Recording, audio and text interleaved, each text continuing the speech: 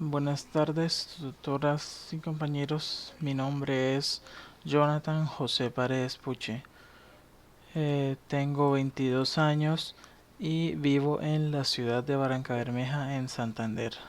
Soy estudiante de licenciaturas en lenguas extranjeras con énfasis en inglés en la Universidad Nacional Abierta a Distancia desde el año 2019. El lugar en el cual me establecieron para realizar mis prácticas fue la Fundación Amigo Ángel. La Fundación Amigo Ángel está ubicada en la avenida Suba, en la carrera 113 D, número 147A 39, en la oficina 202 en Bogotá, Colombia. La Fundación Amigo Ángel tiene como objetivo construir entornos de paz en donde los niños, niñas, adolescentes y adultos se reúnen para aprovechar su tiempo libre. Este objetivo anterior tiene dos finalidades distintas. La primera es asegurar los valores morales de la armonía entre la familia humana y de ella con la naturaleza, y el segundo finalidad es incrementar los índices de la población con acceso a la educación superior en Colombia a través de las actividades artísticas, culturales y recreativas. Fundación Amigo Alce también se especializa no solo en dar cursos de inglés, sino también en actividades artísticas, actividades de lengua castellana, actividades de historia. En fin, maneja diferentes actividades con el fin de recrear las materias para tratar de interactuar con los alumnos en el ámbito educativo.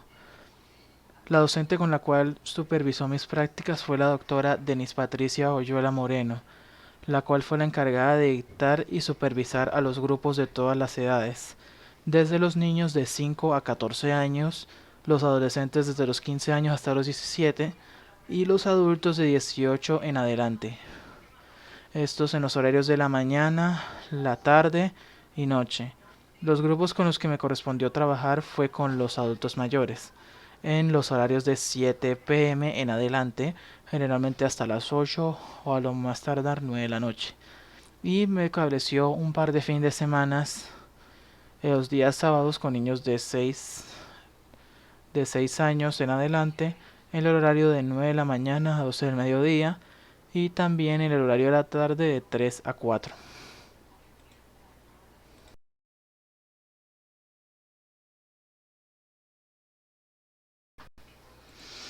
Si hablamos sobre los tipos de metodologías que se utilizan para la enseñanza de las clases de inglés, eh, la búsqueda del entorno del método correcto para algunos, universal, con el cual deba enseñar el idioma inglés, es algo que ha preocupado a los docentes, sino también de manera particular a los lingüistas y a los psicólogos. Gracias a estos desvelos de la enseñanza de inglés, cuenta con una larga tradición que le permite disponer el presente amplio mosaico de métodos de aprendizaje. Particularmente la importancia en este sentido es el conocimiento de las corrientes lingüísticas, ha influenciado en la labor investigativa dentro del aula y saber en dónde están y hacia dónde se dirigen los métodos de enseñanza en las lenguas extranjeras. La enseñanza de idiomas fue antes una cuestión de memorizar, repetir y un proceso aburrido que poco a poco para los estudiantes muy es algo muy poco estimulante para los estudiantes. Sin embargo, estas metodologías han hecho que los docentes salgamos del ciclo de simplemente mostrar, repetir, evaluar y ya. Es algo que se tiene que llevar a un entorno más grande. Así que las metodologías que se muestran, la primera es el método de traducción gramática, el cual indica en esta técnica se centra principalmente en la gramática y en las habilidades de traducción. Si bien puede ser el método más fácil para los docentes con un dominio limitado de inglés, a menudo estos descuidan algunos recursos docentes y muchos estudiantes con una crítica extensa de este método aducen a la pronunciación, el habla y el compromiso activo con la lengua de llegada. El método directo es el método el cual fue desarrollado por Maximiliano Versils y Wim Franciscano en el siglo XIX, el cual representó la primera partida en la mejora de la traducción gramática. Este enfoque se encarga de alimentar a las conexiones directas entre los significados o los objetos en la lengua materna del estudiante y el inglés. Sin traducción, los profesores y los estudiantes usan el inglés exclusivamente en la clase, con un nuevo material demostrando a través de acciones o imágenes. En lo personal, este es uno de los métodos los cuales me parecen más importantes, ya que yo siento que para uno dar práctica en el inglés debe uno estar familiarizándose constantemente con la lengua. Eso quiere decir que mediante la conversación, mantener una conversación entre el docente y el alumno, se, se mejore la gramática y el habla de la lengua extranjera, también mediante las opciones y las imágenes, claro. El siguiente método es el enfoque natural, en cual éste intenta imitar como sea de una manera posible la forma en la que el alumno adquiere su primera lengua. El enfoque natural compite el conocimiento explícito de las reglas lingüísticas de una lengua como no esenciales en el proceso de aprendizaje. Por lo tanto, el método pone en énfasis las primeras reglas formales y la gramática, ya que los estudiantes adquieren conocimiento de la lengua de manera intuitiva y a través de la experiencia. Al como se dice, el estudiante se mantiene activo en el inglés mediante actividades cotidianas, pero realizándolas de esta manera en la lengua que la desea aprender, el estudiante puede adquirirlo de una mejor manera. El método audiolingual es un método que surgió durante la Segunda Guerra Mundial, en el cual cada vez para adquirir más conocimiento de lenguas extranjeras para comunicarse con los aliados y los enemigos. Sobre la base teórica, este elemento se utiliza para la adquisición de lenguaje a través del hábito del habla y la repetición, como un discurso en su enfoque que pone en énfasis los ejercicios orales y la imitación de frases, así como también la pronunciación. Este método se basa más que todo en la necesidad de andar repitiendo la pronunciación, repitiendo frases, repitiendo textos, ya sea mediante reading, speaking o listening, con el fin de que los estudiantes tengan una mejor interacción y una mejor adquisición de la lengua extranjera.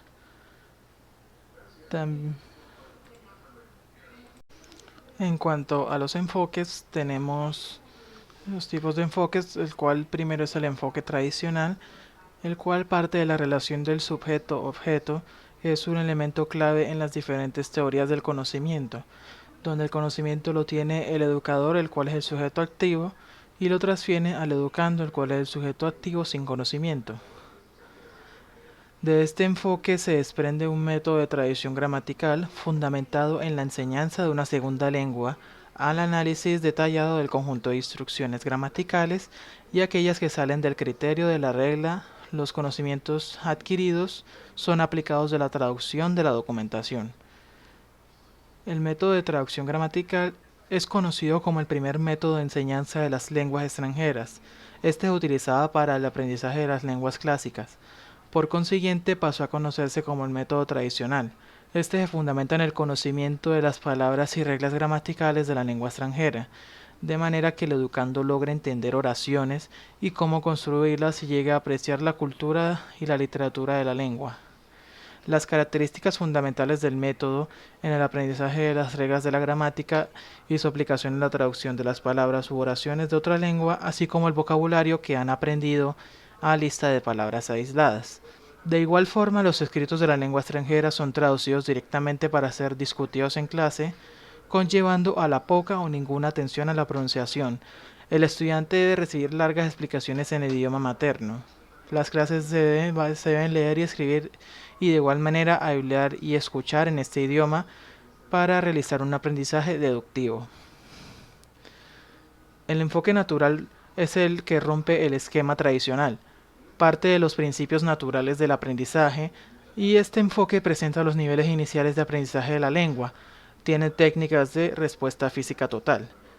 La tarea del profesor en este enfoque es suministrar de entrada comprensible a los estudiantes de la nueva lengua, crear una variedad de estímulos e intereses dentro de las actividades del salón de clases.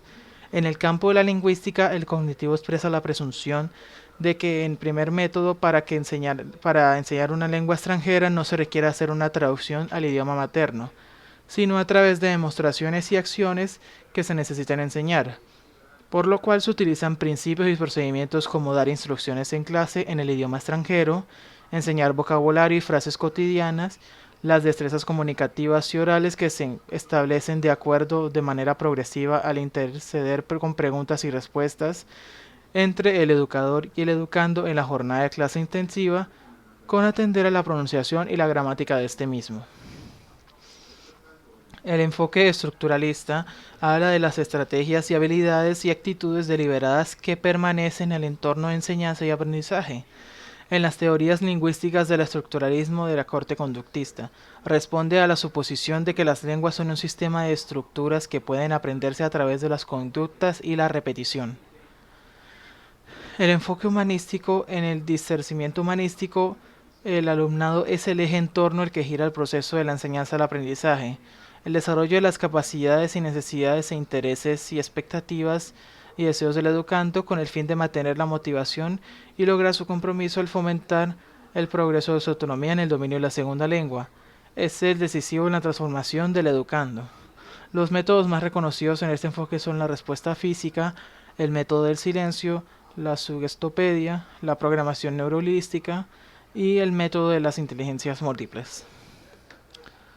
Y el enfoque comunicativo es la orientación comunicativa en el sistema dogmático que persigue capacitar al estudiante para una comunicación real y efectiva en el idioma inglés, no solo con la vertiente oral sino también con la escrita, con el propósito de que el proceso instructivo de manera emplee textos, grabaciones, así como materiales auténticos en donde se realizan actividades de pronunciar e imitar la realidad fuera del aula. El contexto del enfoque se precisa en el método comunicativo y nocio-funcional. Este además tiene diferentes características como exponer como punto de partida elencos temáticos, funcionales, gramaticales y léxicos. Ofrece actividades diversas como las interactivas, motivadoras, basadas en el contenido, centradas en el desarrollo de funciones comunicativas, a veces incluso lúdicas, con el objetivo de liberar tensiones, huir de la rutina diaria y de las preocupaciones para obtener un poco de placer y diversión y entretenimiento en el aprendizaje. Intenta exponer de forma natural el lenguaje basado en la comunicación diaria. Da la justa importancia a los aspectos gramaticales, léxicas y fonológicos, que en otros métodos cobran un especial protagonismo y en este, en cambio, están integrados al proceso comunicativo. En conclusión, los enfoques tradicional, natural, estructuralista, comunicativo y humanístico, el conocimiento psicológico y el lingüístico, y los educadores presentan un abanico de métodos, los cuales tienen como objetivo encontrar el método principal para lograr que el aprendizaje de idiomas sea rápido y eficaz. Los investigadores aportan técnicas y herramientas para la enseñanza de una lengua distinta a la aprendida desde la niñez. Por lo tanto, se reconoce que la internalización de la segunda lengua a través de la metodología interactiva entre el educador y el educando que permita conocer e interpretar la nueva información. Dentro de dicha perspectiva, los estudios puntualizan la utilización de principios, técnicas y herramientas que permitan crear situaciones en el salón de clases con el fin de que los estudiantes piensen en el idioma a aprender y no recurran a su traducción para pensar y comprender en el idioma natal.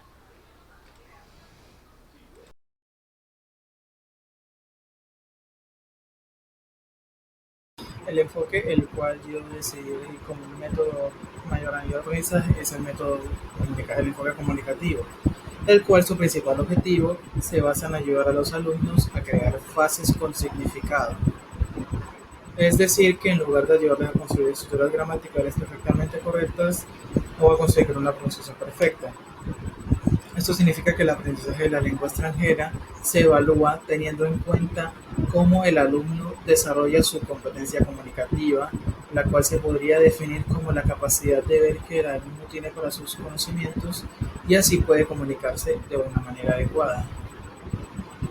Este enfoque presenta características las cuales por primero se caracteriza en el enfoque general y no en un método de enseñanza con prácticas de clase claramente definidas. Como tal, A menudo se define por medio de una lista de principios o características generales.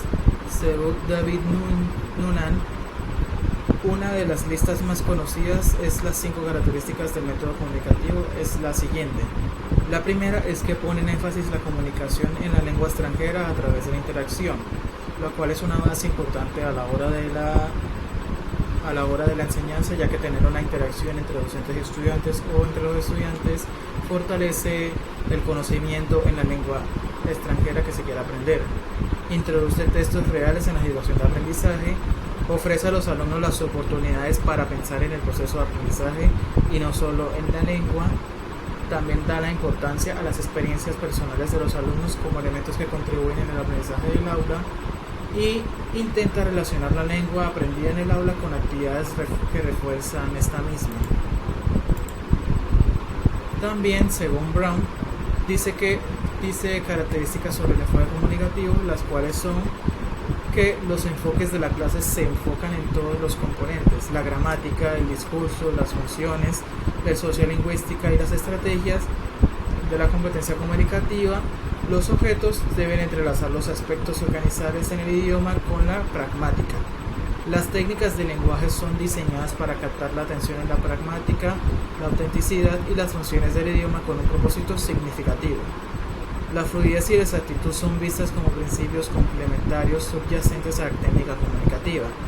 En ocasiones, la fluidez puede tener más importancia que la exactitud, pues mantiene a los alumnos significativamente enfrascados en el uso del lenguaje. Y en una clase comunicativa, los alumnos tienen que usar el idioma productivo y repetitivamente en contexto aún no practicados fuera del salón de clase. Esto es porque las actividades en clase deben equipar al alumno con las habilidades necesarias de comunicación en estos contextos. También los alumnos pueden enfocarse en su proceso individual de aprendizaje, puesto que se les da la oportunidad de entender a sus propios estilos para lograrlo. Además, se desarrollan estrategias adecuadas para un aprendizaje autónomo. Y el papel del maestro es el de facilitador y guía, no de aquel que todo sabe y que es el único poseedor del conocimiento. Es por esto que los alumnos son motivados a conseguir significados a través de una genuina interacción lingüística con los otros. Estas características demuestran que quienes utilizamos este método de enseñanza estamos tan interesados en las necesidades y deseos de nuestros alumnos como en la relación que existe entre la lengua que se enseña y en nuestra clase a lo que se utiliza fuera del aula también. Las actividades realizadas en las clases basadas en el método comunicativo suelen incluir actividades en parejas, en grupos que se requiera la negociación y la cooperación de los alumnos, enfocados en adquirir una fluidez que animen a los alumnos a aumentar su confianza, juegos de simulación o como el role-playing en alumnos que los practican y desarrollan las funciones de la lengua, y también actividades enfocadas en adquirir un buen uso de la gramática en la pronunciación. El método comunicativo pone énfasis en ayudar a los alumnos a usar la lengua de aprendizaje en su gran variedad de contextos y da importancia al aprendizaje de las funciones de la lengua, y su objetivo principal es ayudar a los alumnos a crear frases con significado en lugar de ayudarle a construir estructuras gramaticales perfectamente correctas o a conseguir una pronunciación perfecta. El método comunicativo también, según las actividades que maneja en clase, algunos ejemplos de estas son las simulaciones, las entrevistas, el intercambio de información repartida entre alumnos, el intercambio de idiomas, las encuestas, los trabajos en pareja y aprender mediante la enseñanza. Como conclusión de este enfoque es que la enseñanza es un idioma eficiente que depende parcialmente de la capacidad de entender la metodología que se está utilizando y los efectos que causa en los alumnos y sus necesidades.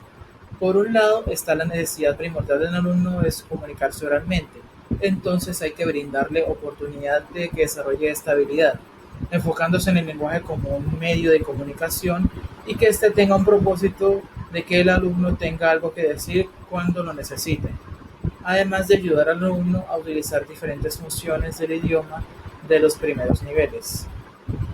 Por otro lado, hay que guiar al alumno para que busque su propio conocimiento como aprendiente del idioma y de sus propias oportunidades, y que sea consciente de la responsabilidad en este proceso de instrucción y desarrolle la autonomía, pues será él quien reciba los beneficios de este aprendizaje. Desde mi perspectiva, en el proceso de prácticas, en la hora de evaluar o cuando sea otros docentes evalúan en mi proceso de observación de igual manera, pienso que este método tiene el proceso de entrevistas y el proceso de aprender enseñando, así como la simulación. Desde mi punto de vista, siempre he dicho que estas actividades son las que mejor desarrollan el aprendizaje en los alumnos, ya que ellos están interactuando de manera entre sí o están interactuando con el docente y están aprendiendo de una mejor manera la gramática, están conectando conceptos y así a la hora de interactuar y tomar esto como una rutina en cada clase, los estudiantes, además de tener un mayor interés en la clase, ya que es algo didáctico, y yo siempre he dicho que las clases deben tener un punto didáctico para llamar la atención de los estudiantes, pues también ayudan en cada día a reforzar la lengua extranjera en los arriba de reforzar la lengua extranjera en estos mismos de igual manera. Cuando me tuve que realizar tuve que dictar yo una clase, yo utilicé pues el proceso no de entrevista, sino más bien el intercambio de información, ya que el tema que me correspondió fue el tema de descripción de imágenes. Inicié mostrando un vocabulario con el cual los estudiantes se pueden guiar para poder describir las imágenes. Para el final de la clase, como actividad, les mencioné a los estudiantes, les mostré distintas imágenes y ellos mediante estas tenían que hacer una breve descripción utilizando el vocabulario que yo les dije anteriormente. Esto en distintos grupos.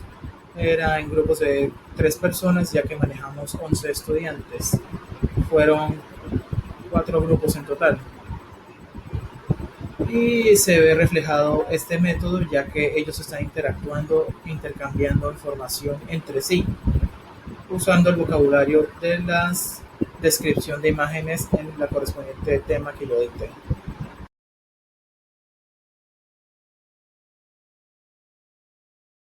Para iniciar con el tema de las pruebas de evaluación que utilizamos en la fundación, primero quiero dar una introducción sobre el tema, empezando por los instrumentos de evaluación utilizados en general.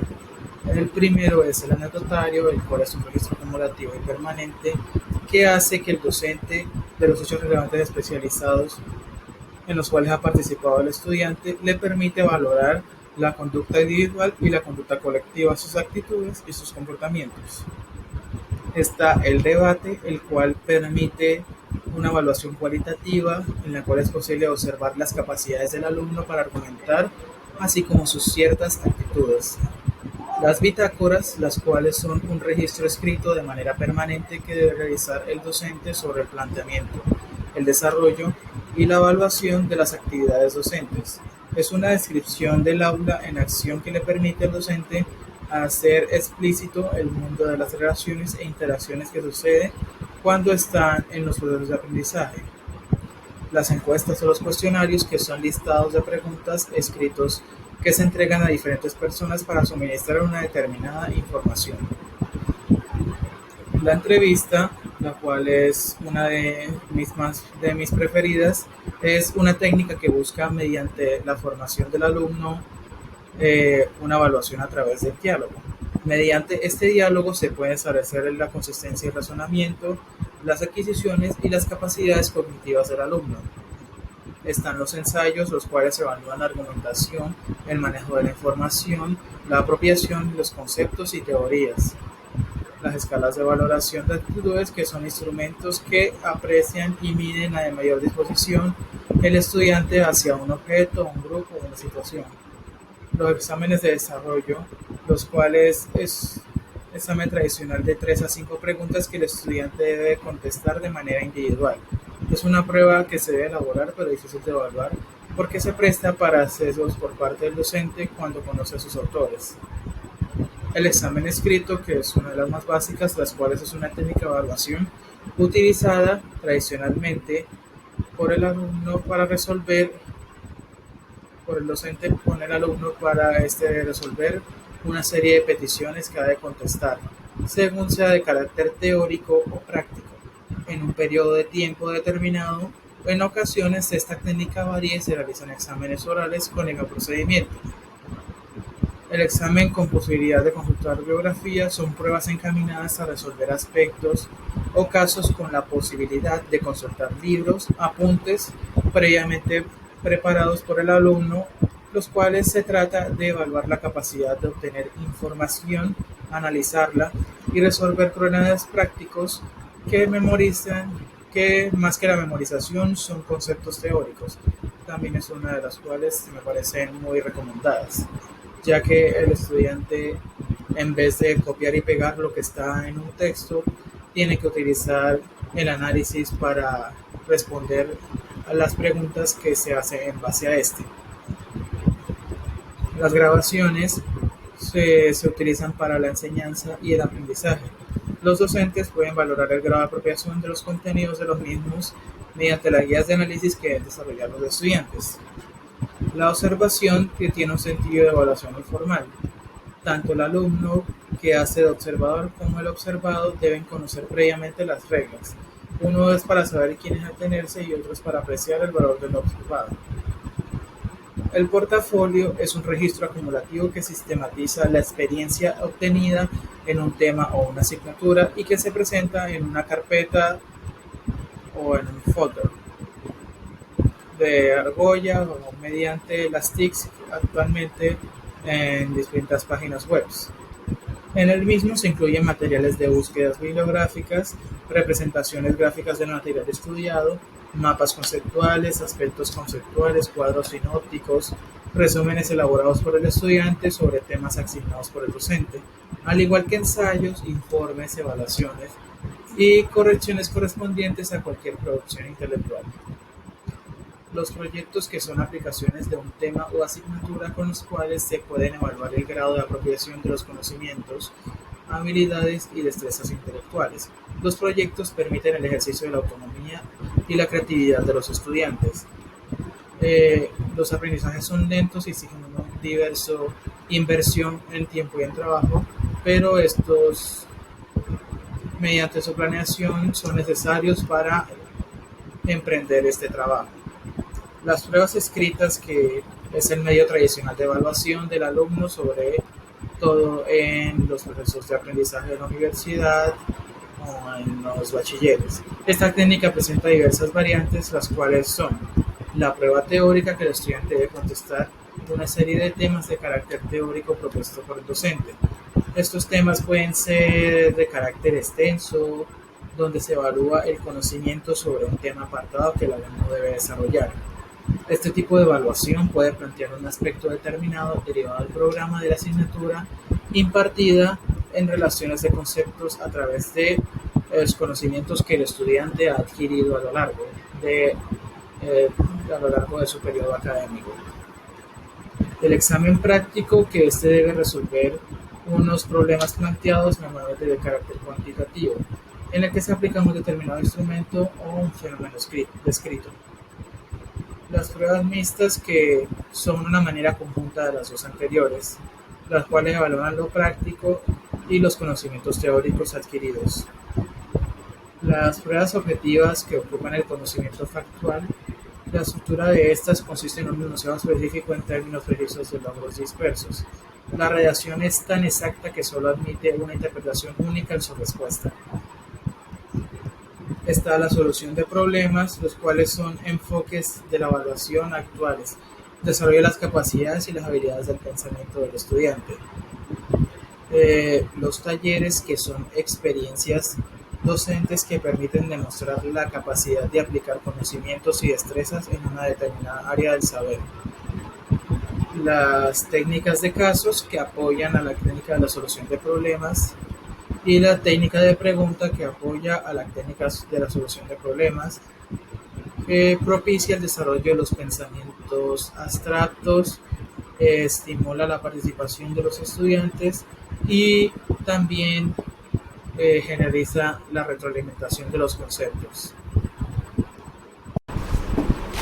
Hablando sobre los tipos de evaluación, encontramos la evaluación constructivista, la cual tiene como principales características y funciones es que los conocimientos adquiridos y la capacidad de los alumnos para aplicarlos en situaciones variadas sea de manera concreta. También tiene como característica el desarrollo de destreza, habilidades y cambio de actitudes. Si los alumnos son capaces de establecer una relación con el conocimiento que difiere de la demanda que el profesor necesita.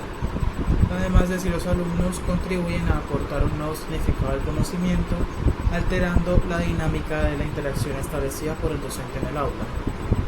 La validez de la construcción debe verificar si está evaluando lo que realmente se espera que los alumnos construyan, lo que implica una clara definición de capacidades, una declaración explícita de las normas que deben ser justas para que los alumnos tengan una clara definición de criterios de evaluación y cuándo será considerada una construcción buena, mala, regular e instrucciones comprensibles para la comunicación de los aprendizajes. También tenemos la evaluación por competencias, la cual, como concepto, es una técnica que evalúa el producto resultante, una escultura, un ensayo escrito, los criterios específicos, el resultado de un experimento y el resultado de un problema, los cuales yo hablé anteriormente.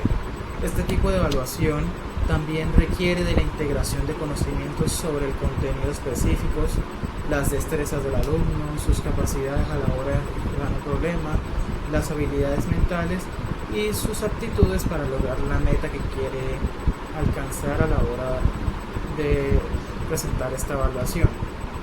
Algunas de las destrezas que es necesario que esta evaluación llegue a desarrollar a través de las asignaturas en la educación son las siguientes. La primera es la destreza para explicar ideas y procedimientos, tanto en la forma oral como en la forma escrita.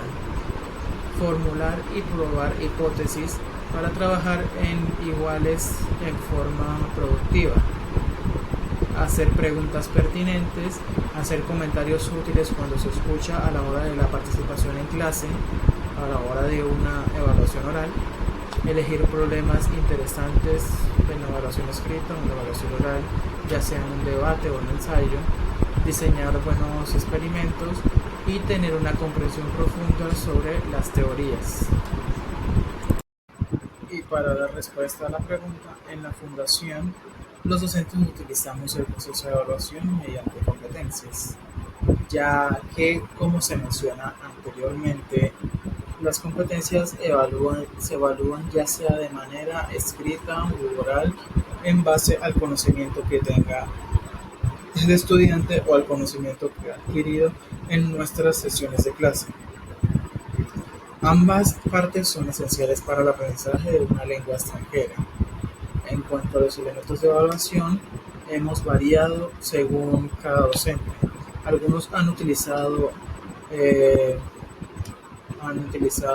cuestionarios o exámenes escritos de selección múltiple, otros usan actividades de listening, de escucha, para desarrollar la capacidad de reconocer el conocimiento mediante la interpretación auditiva de los estudiantes. Otros, por su parte, utilizan dinámicas escritas o actividades de conversación.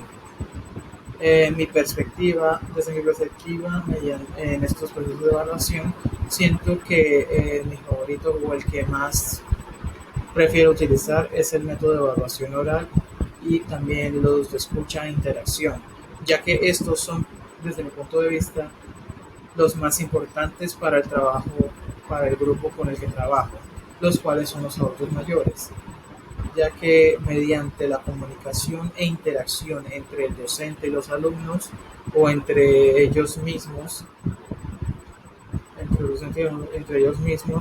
se desarrolla un mejor conocimiento de la lengua extranjera. Los docentes de lengua extranjera que tuve en mi época escolar de bachillerato siempre me resaltaban que la mejor manera de uno aprender y adaptarse a una nueva lengua es mediante la comunicación, la escucha y la interacción, ya que uno, tomándolo como algo rutinario en las clases diariamente y algo monótono, las personas se van acostumbrando al idioma y ellos interpretan de una mejor manera el vocabulario, teniendo una capacidad mucho más rápida para dar respuesta a las conversaciones e interacciones. También cabe aclarar que la parte escrita y la parte teórica son importantes a la hora de evaluarse, pero desde mi punto de vista el interactuar, el exponer y el conversar son las mejores bases para el aprendizaje de una lengua extranjera. Por ello, en el momento que me tocó exponer una clase, mi actividad de evaluación se basó en exponer mediante grupos una imagen, ya que, como mencioné anteriormente, en grupos de 3 o 4 personas, ellos interactuaban entre sí mediante el vocabulario que yo les expuse, sus conocimientos en base a, a la descripción de imágenes. Y con esto siento que ellos se van adaptando de una manera más rápida a, para futuras clases, poder interactuar con el docente, poder tener un mejor entendimiento del docente cuando esté hablando netamente en inglés y no solo en español. Y siempre he tenido ese punto de vista de que uno aprende el inglés mediante, o cualquier lengua extranjera, es mejor aprenderla mediante la interacción y la escucha, y no quedarse solo en el escribir, el escribir, el escribir, porque la verdad, además de volverse algo repetitivo y aburrido, la lectura puede ayudar un poco, pero no lo suficiente, ya que no te estás adaptando a un ambiente de la lengua extranjera.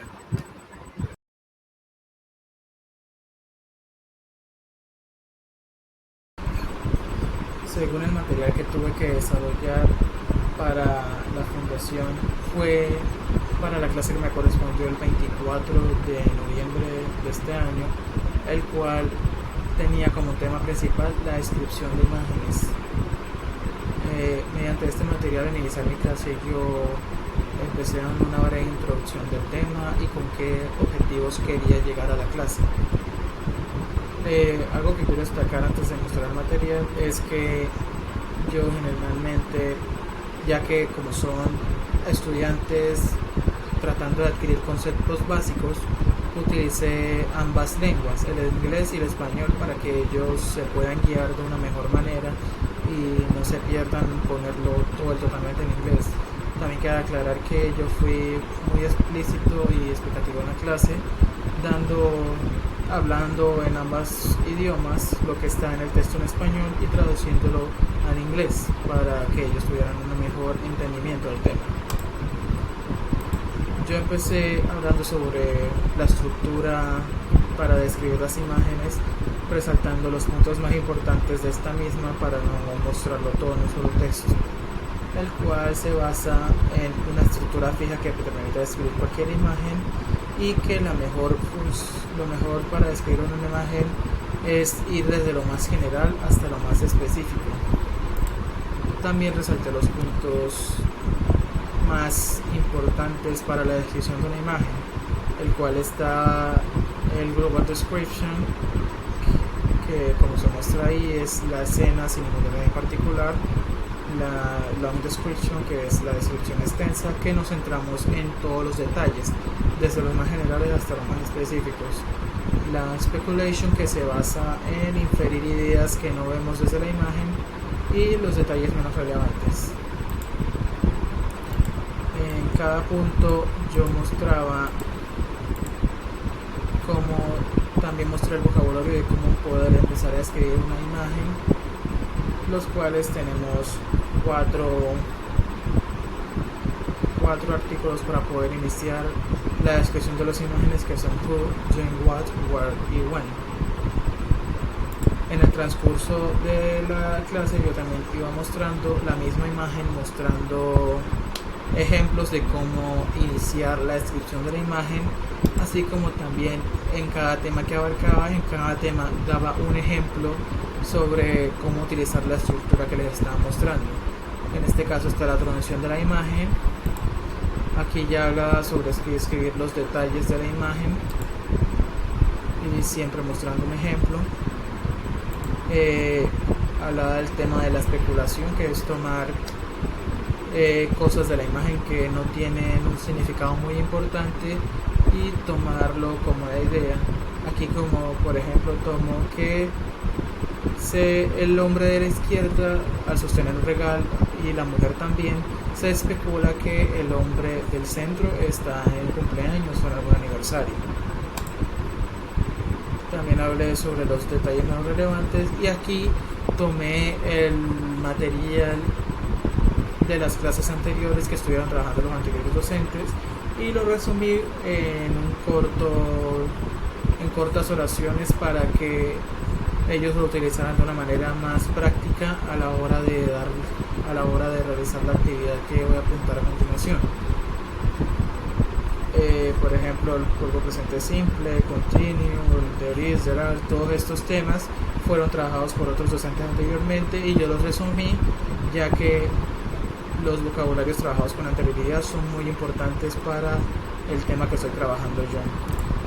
Aquí también están adjetivos, probabilidad, también las partes de la imagen, que fue un tema que se trabajó de igual manera, la ubicación de objetos,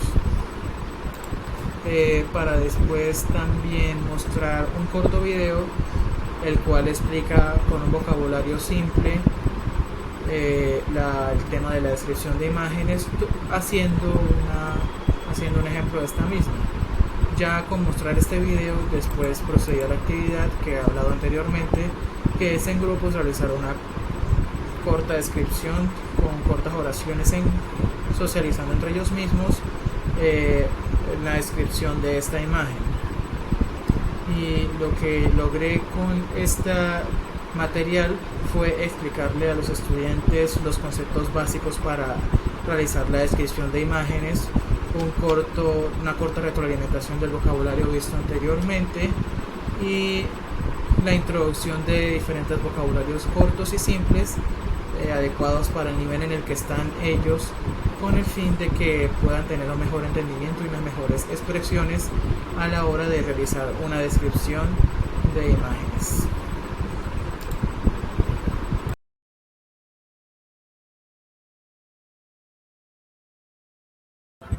Y ya para finalizar todo esto, hablando sobre las cosas que salieron bien en mi proceso de prácticas, fue primeramente el poder realizar este mismo proceso, haber tenido la gran experiencia de poder realizar por primera vez la actividad de ser un docente en lenguas extranjeras. Es algo de lo cual me siento que ha sido lo que más me ha alegrado de todo este proceso, ya que siempre es algo que he querido hacer desde la infancia. En todo este proceso de observación también pude aprender distintas técnicas de aprendizaje que utilizan mis demás compañeros a la hora de realizar las clases. Además de también observar la actitud que debo tomar con los grupos, específicamente con los grupos de los menores, ya que yo, como se ve, no soy una persona muy recreativa y muy didáctica con los menores.